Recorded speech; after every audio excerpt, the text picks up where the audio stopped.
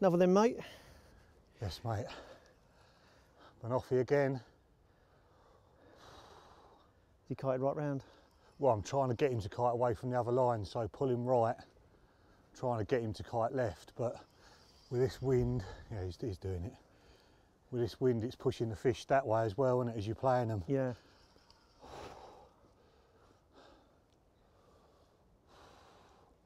So answer me this, yeah. Obviously, we're in a privileged position. We can use whatever kit we want from Daiwa, but if you're on a budget, what's the most important bit of the casting kit to spend your money on?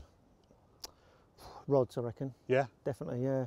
I mean, the thing with Daiwa rods, and I've used them, well, forever. I've always used Daiwa kit, but from when we had the amorphous rods back in the 90s, Yeah. you know, they were a turning point because of the lack of torque in the blank, so accuracy of casting was very easy, and distance was just made everything much easier to cast a long range.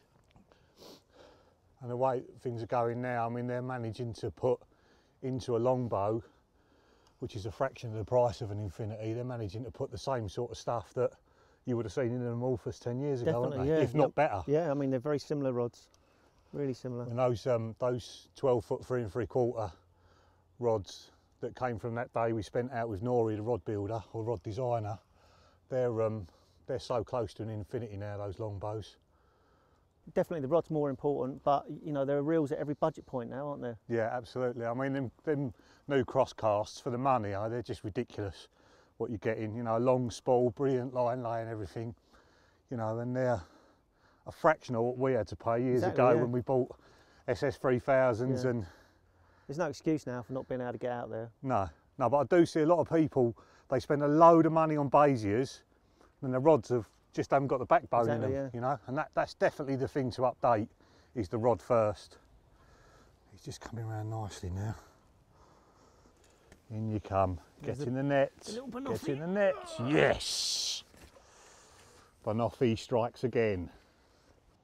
And there he is, a super, super clean 34 pounder. And as we've said, if you're going to spend money on long range kit, get the rods first and the reels second. And if you can't stretch to an Infinity, don't ignore the 12-foot 3 3/4 longbow, because they are one hell of a rod.